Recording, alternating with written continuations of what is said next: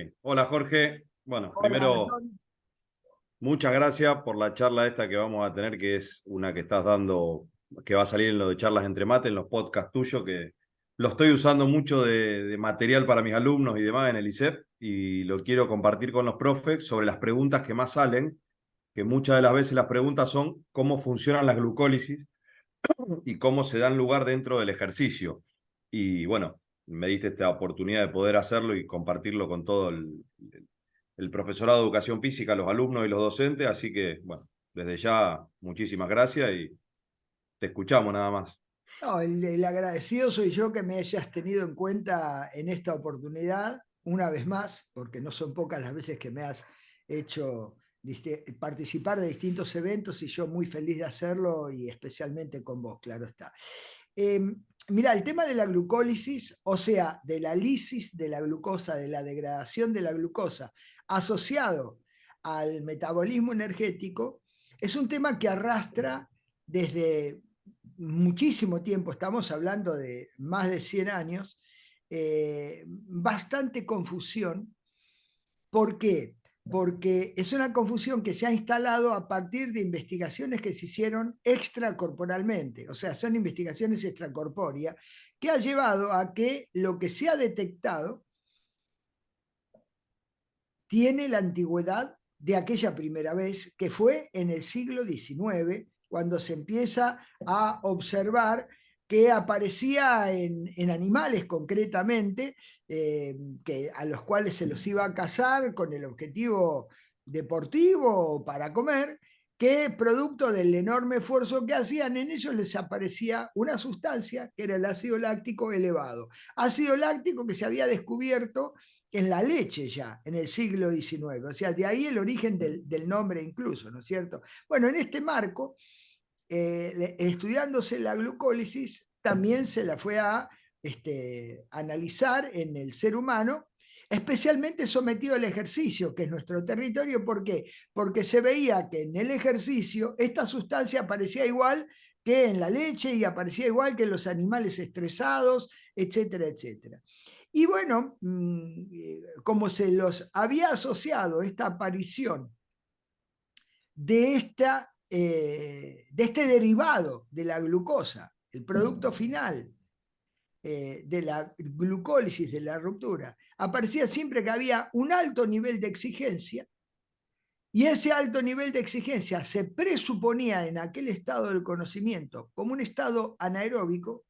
Cada vez que aparecía ácido láctico elevado, se decía hubo una glucólisis anaeróbica, es decir, que las reacciones químicas que se llevaron a cabo se daban con ácido láctico final como producto degradativo de la glucosa, como consecuencia de que faltaba oxígeno en el ambiente. Bueno, esto quedó instalado como una verdad incuestionable que llevó a la gente a decir, me refiero a la misma ciencia, y después nosotros consumiendo ciencia, como era lógico, a multiplicar esto de que cada vez que aparecía ácido láctico elevado en sangre, era la manifestación en el ambiente nuestro de la ejercitación corporal, era porque también está en el ambiente patológico, pero no salgamos de acá, que es el nuestro. Cada vez que, como consecuencia del ejercicio, aparecía el ácido láctico elevado, habíamos convenido entre los que multiplicábamos el conocimiento que efectivamente, todo proveniente de la ciencia, ¿no? Que así lo afirmaba. Bueno, cada vez que él está elevado, lo que está aconteciendo es un estado de anaerobiosis.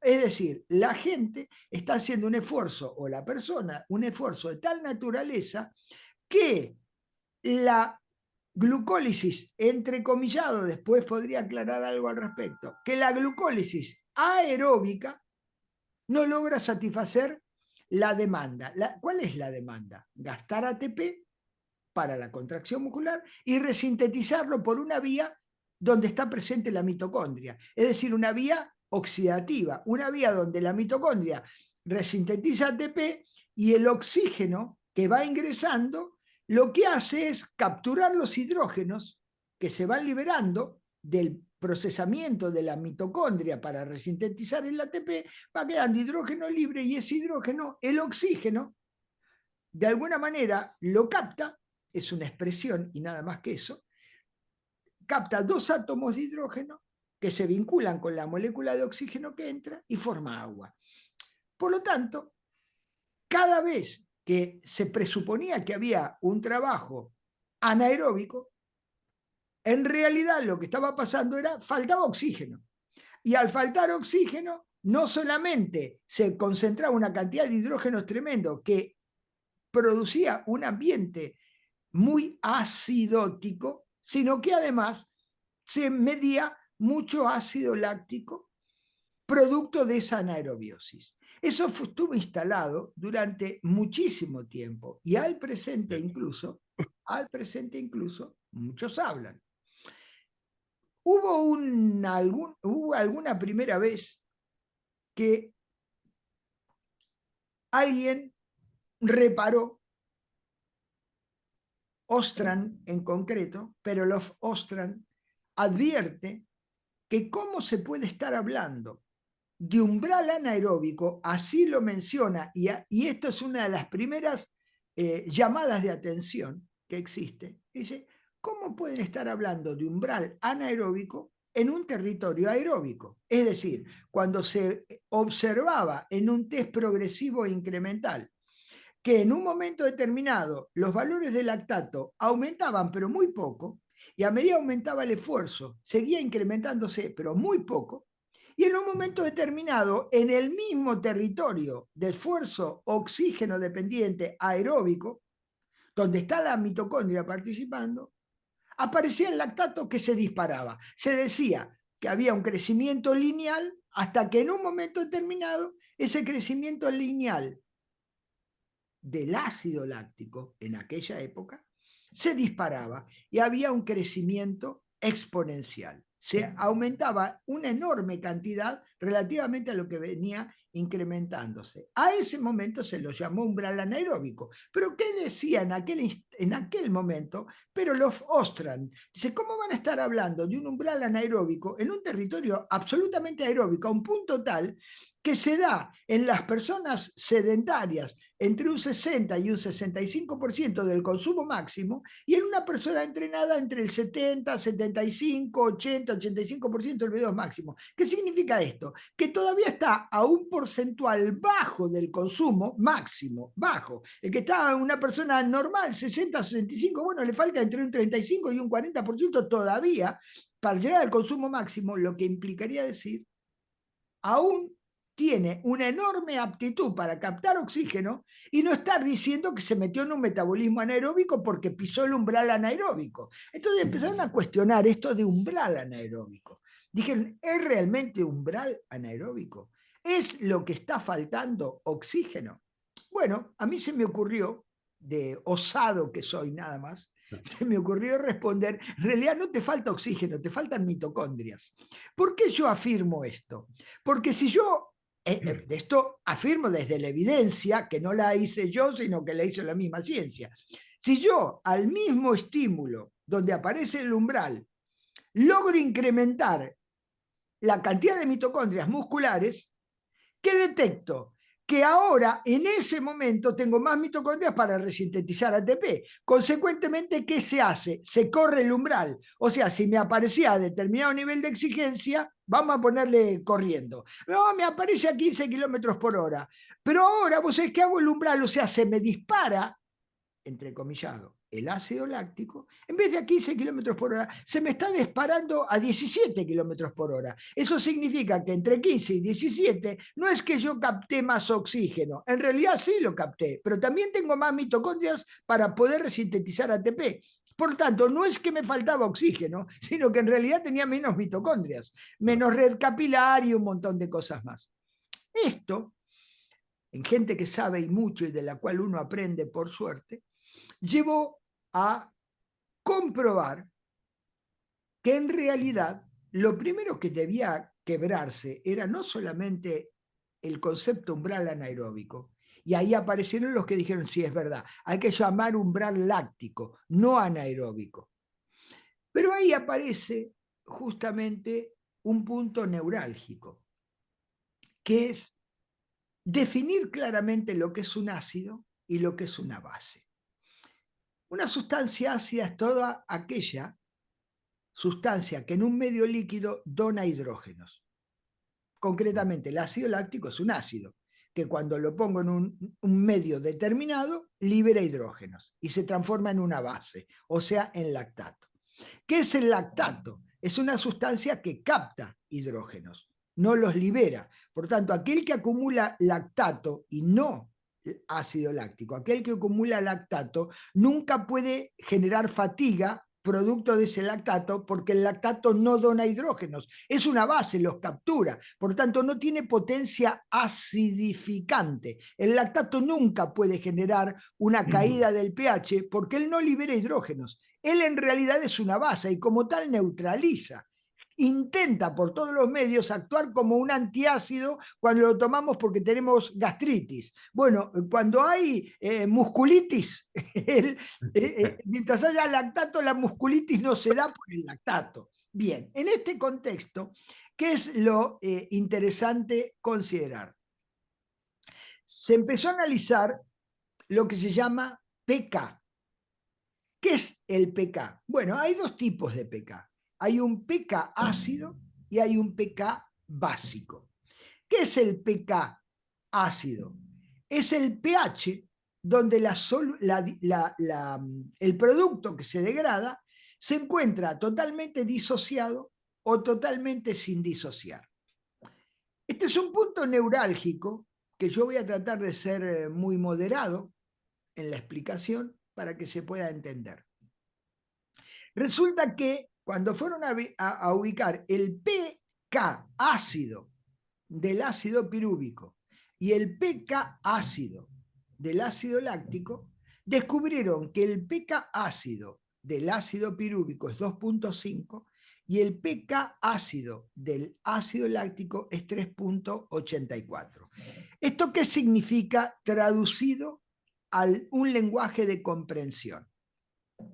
Que cuando yo pongo ácido pirúvico en determinado líquido, él va a estar totalmente disociado cuando alcance un pH de 2.5. Ese es su pK. Cuando dejó de ser ácido pirúvico y pasó a ser piruvato.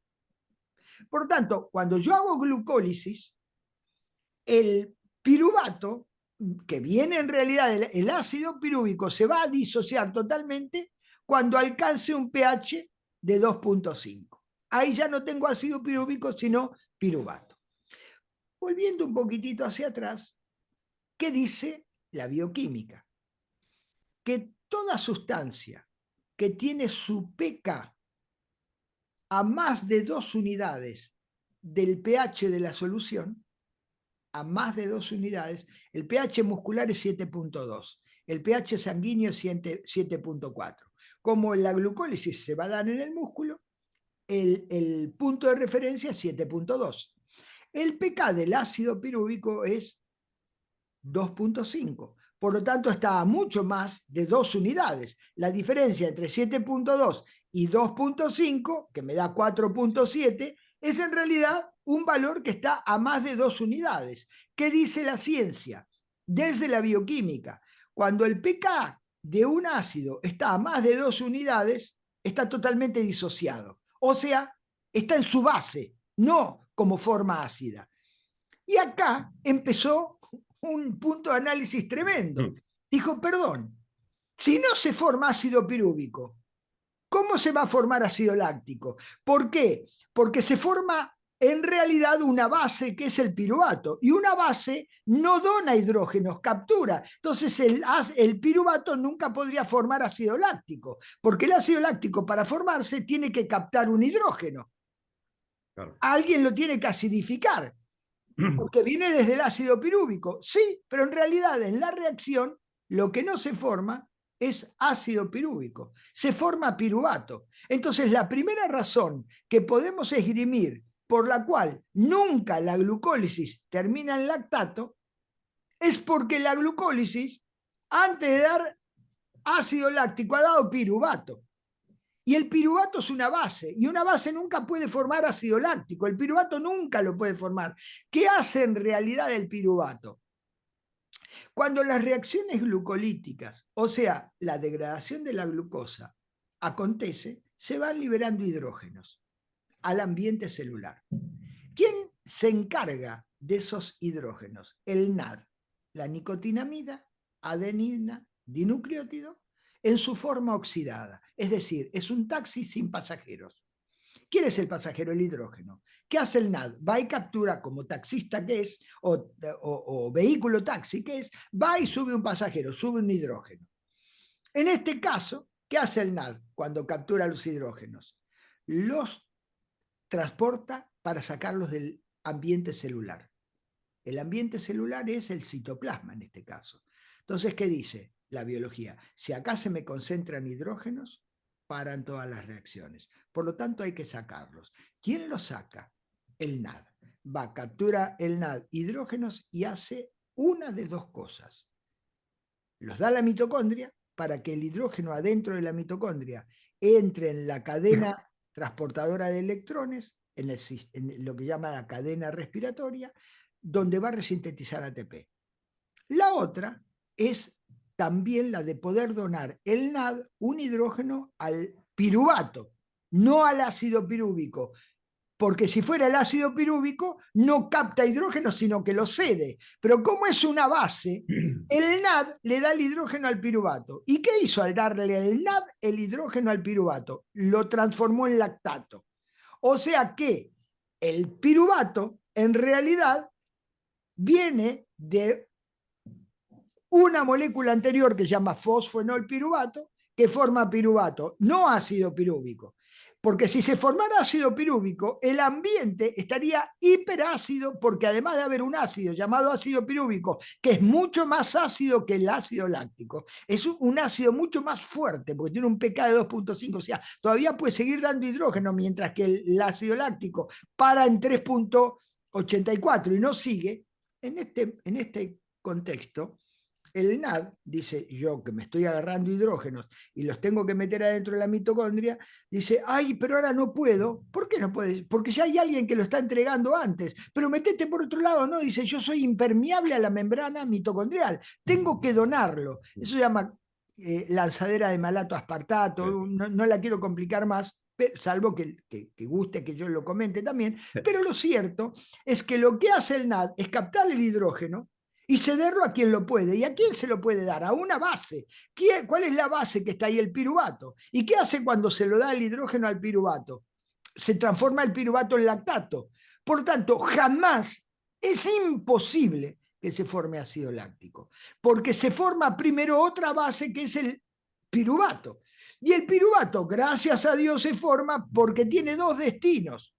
Uno es aceptar el hidrógeno y formar lactato, lo cual es muy bueno porque es una base, hace que el ambiente ácido esté más controlado. Bien. Y el otro punto de enorme interés es que el NAD puede ceder el hidrógeno en la mitocondria para obtener energía, porque el piruvato, y no el ácido pirúvico, el piruvato puede, a través de un proceso enzimático, la piruvato deshidrogenasa, hacer que ese piruvato se transforme en una molécula más pequeña llamada acetilcoenzima A, que entra al ciclo de Krebs y hace que al funcionar el ciclo de Krebs dé energía. Se une el acetil-CoA al oxaloacetato y formó citrato. Y al formar citrato funciona el ciclo. Por lo tanto, si hay algo que es imposible, no improbable, imposible que se forme, es ácido láctico a partir de la glucólisis. La primera respuesta inmediata es porque no se forma ácido pirúvico. El único que podría formar ácido láctico es el ácido pirúvico. Sí, pero no se forma su base, el piruvato. Y gracias a que se forma el piruvato, los hidrógenos pueden tener un destino más allá de la mitocondria, porque se lo pueden dar al piruvato y formar lactato. ¿Y por qué es importante que se forme el lactato? Por dos razones primarias. Porque el piruvato, al formarse como lactato, lo que intenta hacer la célula es que no se acumule. ¿Por qué? Porque si se acumulara piruvato, porque no puede descarboxilarse y meterse dentro de la mitocondria, la acumulación de piruvato para la glucólisis. Entonces, ¿qué dice la célula? No, pero necesitamos energía porque la contracción continúa. Ok, forma lactato. No, pero el lactato es malo. ¿Qué va a ser malo? Es espectacular. Y como si fuera poco, tiene lo que se llama los transportadores monocarboxilatos. MCT4, que es el que lo saca el lactato, y MCT1, que es el que lo incorpora a la célula. Entonces, ¿qué sabe la célula? Que si forma lactato, lo puede mandar a la sangre. De la sangre es irse al hígado, en el ciclo de Cori transformarse en glucosa y volver a la sangre y tener un destino energético. También puede ir al corazón y dar energía para la actividad contráctil que por suerte no para, sigue contrayéndose. Claro, puede ir a fibras musculares vecinas y ¿con qué objetivo? Con el objetivo de que el glucógeno que tienen no lo usen, que directamente usen el lactato, lo transformen en piruvato y lo metan al mitocondrio y de Es energía. el shuttle, el famoso Sí, es shuttle. el shuttle, exactamente. Y la otra que tiene es que en la misma fibra, el lactato, a través de la LDH, que hay 6 isoformas de LDH, en vez de hacer piruvato lactato, haga lactato piruvato y se zambulla dentro de la mitocondria. Es un recurso no solamente fantástico como base que controla la acidez del ambiente hasta un punto, sino que además es un recurso energético. Y cada vez que uso lactato, no estoy usando glucosa porque le estoy ahorrando. Eso es lo muy bueno de tanto que se sabe en todo esto. Obviamente que no es uno el que ha hecho estos descubrimientos, ¿no? El tal vez más conmovedor relato que se pueda hoy leer de lo último que hay, estamos hablando de un par de años, es el del mismísimo George Brooks, el descubridor de los transportadores monoscarboxilato, el denominador del shuttle del lactato, que toda la vida lo que investigó durante muchísimo tiempo fue ácido láctico Sí. y llegó a afirmar recientemente, señores, no se forma. La verdad, creíamos, pero no es así. Hemos estado bien. ¿Y qué descubren? Que se forma lactato. Entonces por ahí aparece alguien que dice, no, no, pero yo tengo un analizador de ácido láctico. Nosotros en el laboratorio tenemos un analizador de ácido láctico. No, no tiene un analizador de ácido láctico. Se lo vendieron como analizador, porque lo que tiene como chip o como reactivo para detectar es lactato, no ácido láctico. Mi analizador, que lo compré como analizador de ácido láctico, hace muchísimo tiempo de esto, fue entregado a al laboratorio de bioquímica de una universidad. Lo desarmaron íntegro a un punto tal que no lo pude volver a usar. ¿Qué descubrieron? Que justamente ese analizador, el Yellow Spring Instrument, el EASY 1500, que es un muy buen analizador, Sí. que es portátil y todo lo demás, pero que se usa muchísimo en laboratorios,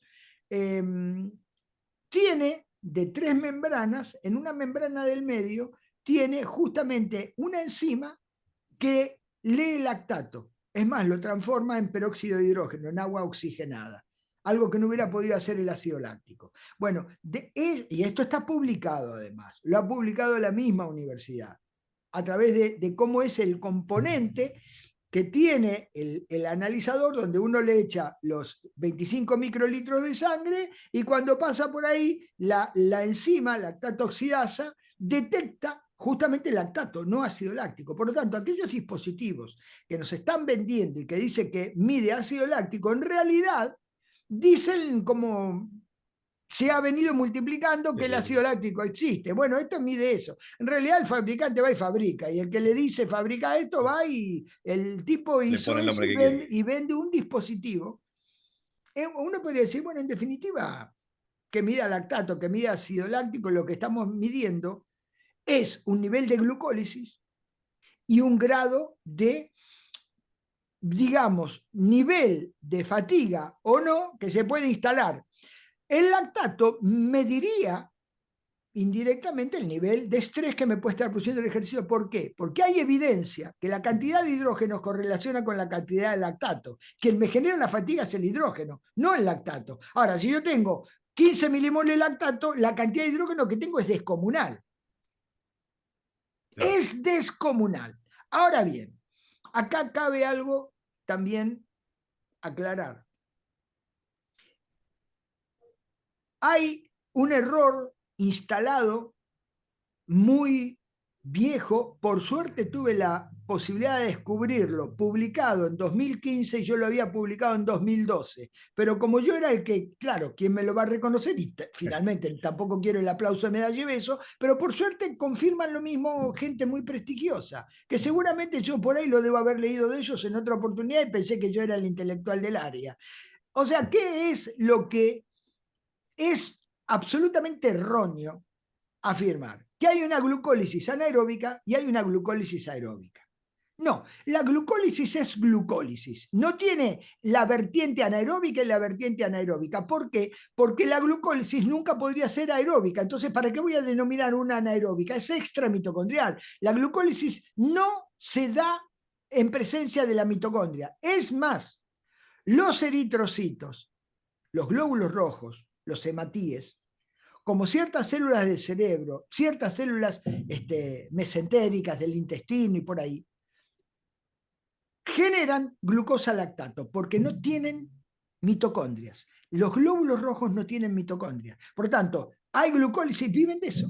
Viven de una glucólisis. Y es anaeróbica, no, llenalo de oxígeno. ¿Querés más oxígeno que los que transportan los glóbulos rojos? Si son los que nos proveen de oxígeno a todo el tejido. Bien, no le usan porque no tienen mitocondrias. Entonces quiere decir que si hay mitocondria, la glucólisis puede terminar ahí adentro. Bueno, no termina ahí adentro. Pero como si hoy hablaste incluso que el piruvato podría entrar a la mitocondria. Sí, pero entra a la mitocondria no por la reacción bioquímica de la glucólisis, sino porque cuando aparece el piruvato, la mitocondria tiene en su membrana un transportador mitocondrial del piruvato. O sea, puede capturar el piruvato e incorporarlo adentro de la mitocondria. ¿Y esto por qué es muy importante? Porque cuanto menos mitocondrias tenga, más glucólisis lactato va a acontecer. Pero si yo lleno de mitocondrias, estos, lo que a mí me gusta denominarlos oportunistas, estos oportunistas llamados transportadores mitocondriales de piruvato, capturan al piruvato y lo meten adentro. Pero ese transportador mitocondrial no forma parte de las 10 reacciones glucolíticas, no tienen nada que ver. ¿Por qué esto es bueno saberlo? Porque aquello, entrecomillado, que como hoy lo mencioné, que podía verse como anaeróbico, donde lo llené de mitocondria, dejó de ser anaeróbico. Pero bueno, pero no es que haya aumentado la reacción porque le estoy dando más oxígeno. Lo que hizo fue aportar más mitocondrias. ¿Para qué? Para que haya más oportunistas, o sea, transportadores mitocondriales que están adheridas a la membrana mitocondrial y metan el piruvato ahí adentro. ¿Y eso qué me garantiza? Que el piruvato done acetil-CoA, funcione el ciclo de Krebs y resintetice ATP. Pero hablar de glucólisis aeróbica es imposible. No, no es imposible. Hablar es fácil. Lo que es imposible es afirmar que existe. Porque en la glucólisis no hay ningún transportador. Si no hay mitocondrias, hay glucosa lactato. Y si hay mitocondrias, hay glucosa lactato también. Solo que hay glucosa y piruvato que podría mandar el piruvato como un transportador para dentro de la mitocondria. Tan es así que uno hace un trabajo supraumbral, ahora lo llamamos ya no umbral anaeróbico ni umbral láctico, sino umbral de lactato, que en toda actividad supraumbral de lactato, un HIT, me puede mostrar 8, 10, 12 milimoles de lactato sin ningún problema. ¿Y eso por qué?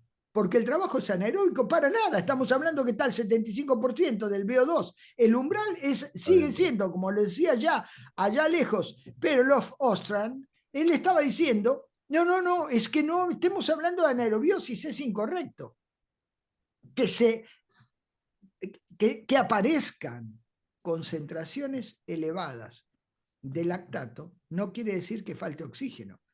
Insisto con mi convicción, faltan mitocondrias. ¿Por qué lo afirmas? Porque si yo entreno HIIT por ejemplo, y multiplico la red capilar, multiplico la cantidad de mitocondrias, o sea, hago biogénesis mitocondrial, multiplico la cantidad de NAD, por ejemplo, lo que voy a tener es una menor concentración de hidrógenos. Y consecuentemente el trabajo está garantizando menos producción de lactato porque tengo más piruvato que se mete adentro de las mitocondrias nuevas. Bueno, no sé si... No, ahí impecable, porque la verdad que la explicación fue brillante.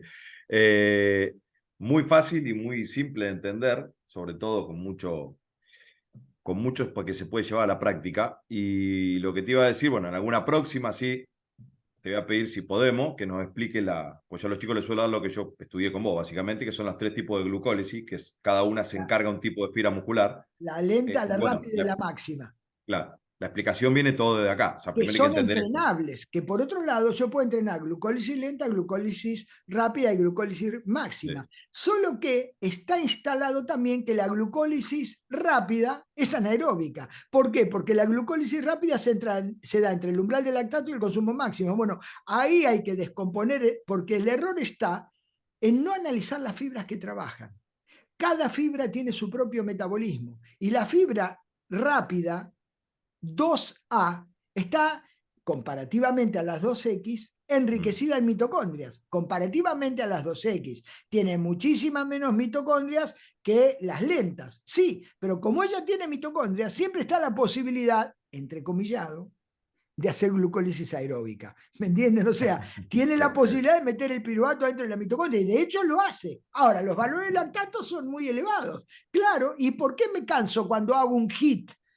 O me meto en glucólisis con fibras 2A. Y porque hay una gran demanda energética, el ATP aparece, pero no hay capacidad de resíntesis a la velocidad que se va gastando. O sea, gasto más ATP que el que soy capaz de resintetizar en la misma unidad de tiempo. Bueno, ¿y cuál es el resultado? Se me acumulan hidrógenos. Y cuando se acumulan hidrógenos, ¿qué pasa? Me quedo fatigado. Por eso es GIDES con pausa, porque si no, no puedes Exactamente, sostenerlo. exactamente, exactamente. Si corriera continuo, pararía enseguida.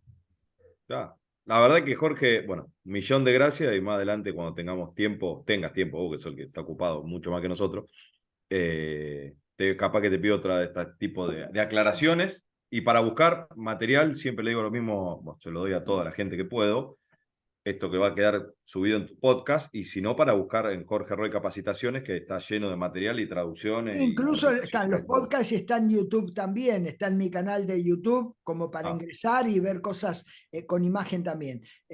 Bueno, yo te agradezco infinitamente esto, ojalá les sirva a aquellos que lo vayan a escuchar y siempre dispuesto a poder satisfacer las dudas que tengan si yo tengo las respuestas, por supuesto, ¿no? Que insisto, por ahí me pongo un poco pesado con este tema, pero miren, no, no lo digo yo, lo dice la ciencia, esto está publicado. Hay muchísimo de todo esto que uno o que encontremos o nos encontremos con personas que no aceptan el cambio, tenemos que comprender que esa persona en verdad lo que no quiere es salir de ese ostracismo de falta de actualización que tiene producto de ese haberse metido ahí y no querer salir, pero no porque la ciencia no avance. La ciencia, por suerte, sigue cada vez más joven y nosotros cada vez más viejos. Si queremos rejuvenecernos, sigamos a la ciencia en este territorio, por lo menos. sí, sí. Así que bueno, un abrazo Un grande millón de gracias. y saludo a los alumnos y a los colegas que hay por ahí, que no son pocos. Un fuerte Dale. abrazo otra vez. Mil Chau, gracias, chau. Jorge.